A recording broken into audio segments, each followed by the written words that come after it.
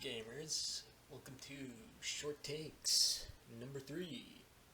This is the second part of my kind of Manifesto series. I'm making it on my case against these sort of imperialist elements, and my case against Gusanoism, or the Gusanos. For those who don't know, they're basically the people who supported the old right-wing regime in Cuba, but I think it can apply to any country, really. So, to start off, I'm just going to say Gusanoism is, well, it's bullshit because, first of all, it requires you to be a hawk. It requires you to be violently suppressive to a revolution that has already happened, a war you already lost. But these kind of old rich dudes, they become these pseudo neoconservative figures, and they just rail against the foreign country where they're from, which is insane. But what is equally insane is just advocating for more war in general, because that's what we need, right? But you think about it, and you think about where this impulse to be a hawk comes from, and that's somewhat of a struggle to figure out. So I asked people, and it turns out I think I might have been overthinking what has been going on in these people's lizard brains.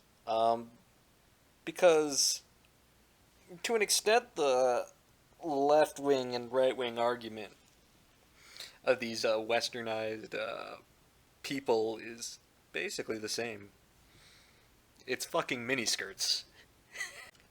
It was always the miniskirts. So, it's an attachment to Western norms combined with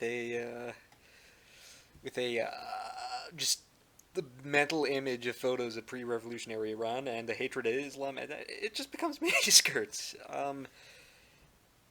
So it's hard to argue something against something like that. But, here it fucking goes, because this is honestly their strongest argument. So, half those photos of miniskirts that you'll find that are probably the most viral images of Iran or any freaking Middle Eastern country, half of those are from freaking advertising magazines, mostly from Western companies. So, right off the bat, a good 50% of it is fake. The other 50% is from kind of these westernized rich women's private lives. And so that still happens there. So it doesn't reflect reality at all, or any change in reality. Now let's just state the obvious, that this is a lot of these are just thirsty guys thinking with their junk. Okay? But it really does have an effect. And in one Washington Post report, Trump is going to pull the troops out of Afghanistan, and then he was showing Afghan girls in miniskirts, and then it's like, well, I gotta keep them in.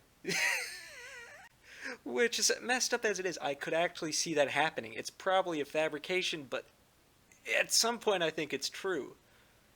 And yes, these kind of sexualized images of Middle Eastern women, that kind of promotes the colonialist impulse, go rescue the Iraqi girl, go knock up your Vietnamese baby mama.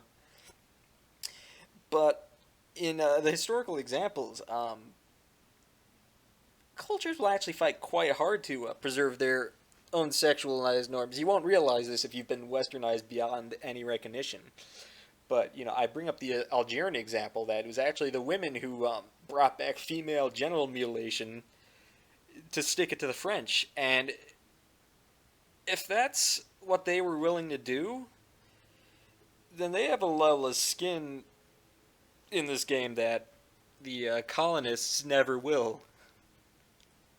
And, even if they did, get rid of all these clothing laws and, try to roll back, unless they rolled back the kind of social stigma, the social pressures, the Western countries will just basically pretend that it never happened. And so, that's why some countries, they just flat out gauge in hijab bans. And clothing has never been depoliticized, at least in recent modern Iranian history. I mean, what is it? The Shah, his grandfather, made westernized clothing the law in the 50s. And so, at least in the Kunz minds, they were just rolling that back.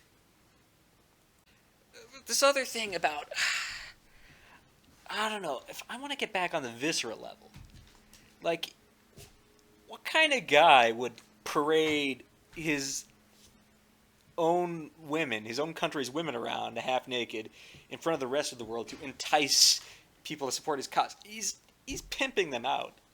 Like, what kind of is there a word for a guy who gets off on his women getting violated? Oh man, I wish there was a common right word in the right wing lexicon. Oh, whatever. But so much of this has been normalized, and if you sit down and think about it, it's actually quite insane. You're using Western money to prop up your own political immaturity, your political retardation, to do to create the costliest thing imaginable in both human life and resources, to fight a war you already lost, and you could be using that money for anything in the world, healthcare, education, genetically engineering chemicals, whatever. But it won't. But you won't. These people won't, because it would mean admitting that there's something really pathetic in the positions that they hold. And there's something really pathetic in kind of holding on to this lost regime that won't. Even the U.S. government has kind of given up on them. They've decided to side with a Saddamist terrorist organization that functionally has actually done more to grieve the United States than any other faction in Iran.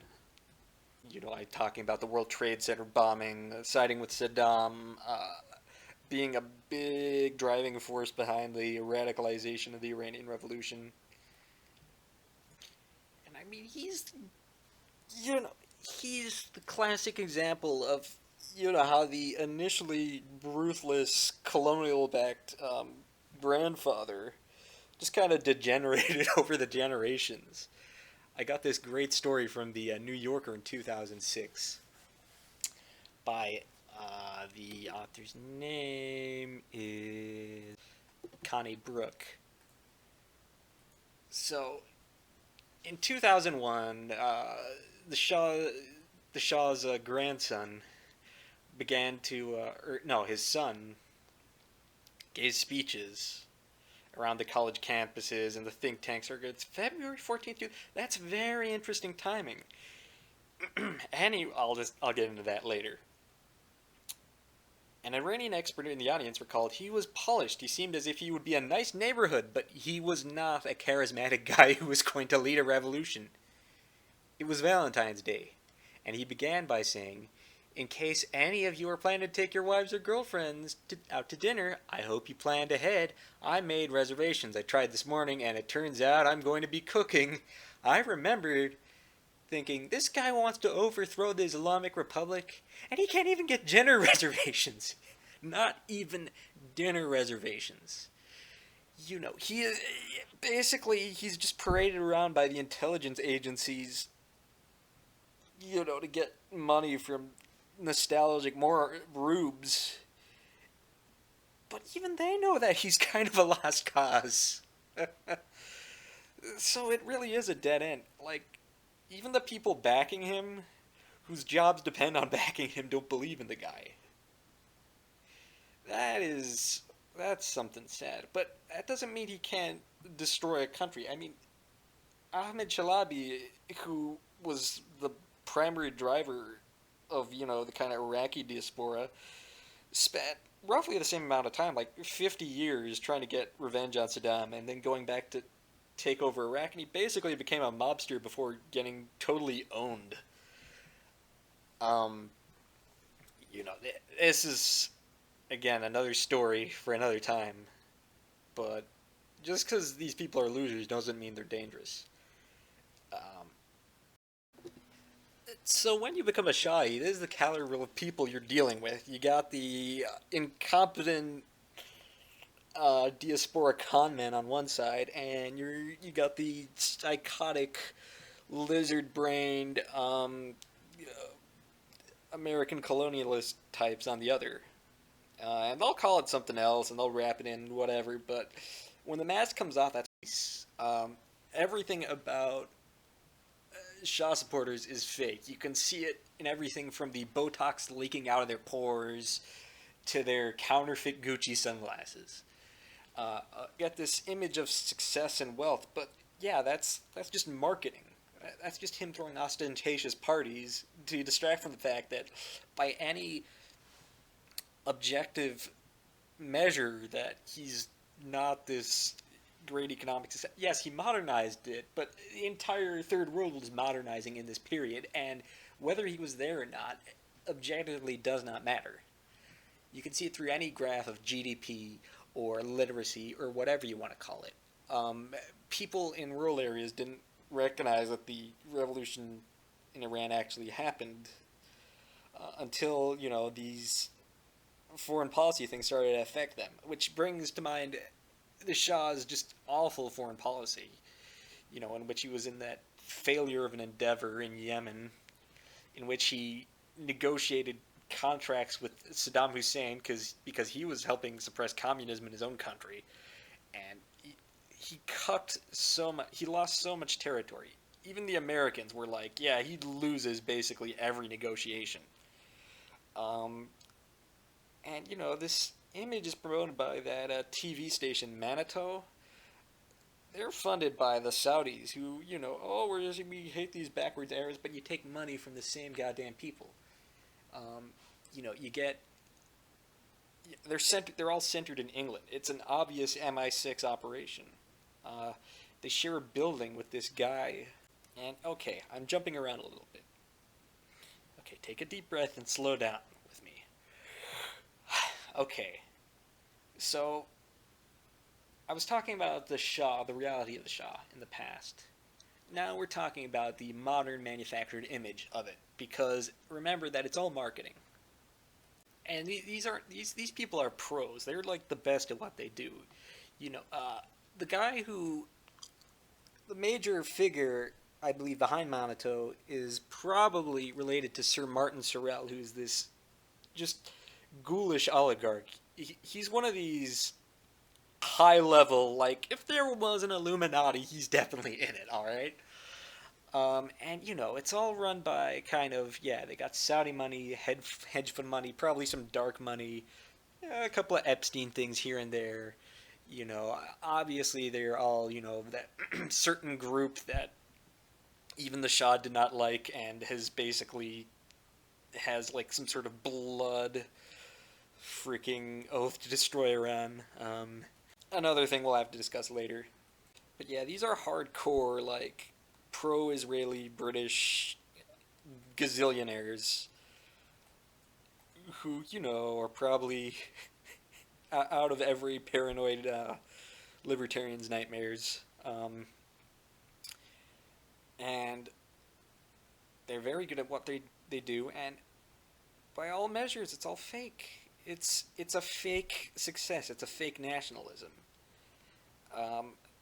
Continuing onward, some of them might try to go by the sort of general zeitgeist feeling, oh, well, it was better than these mamullahs, at least. Look, every Iranian leader that kind of breaks away, that tries to be independent, is just considered the worst human rights violator. Like, every one of them. None of them got positive coverage in Western media. The Shah didn't. Mossadegh didn't. And yeah, okay, so the modern regime is just the continuation of that. There's no pleasing the Western world. There's none. But the thing is, they rail hard against it after the Shah because there's actual stakes, because Iran actually has an influence in the world. Like, people now care what Iran does. They hadn't cared what Iran did for like hundreds of years.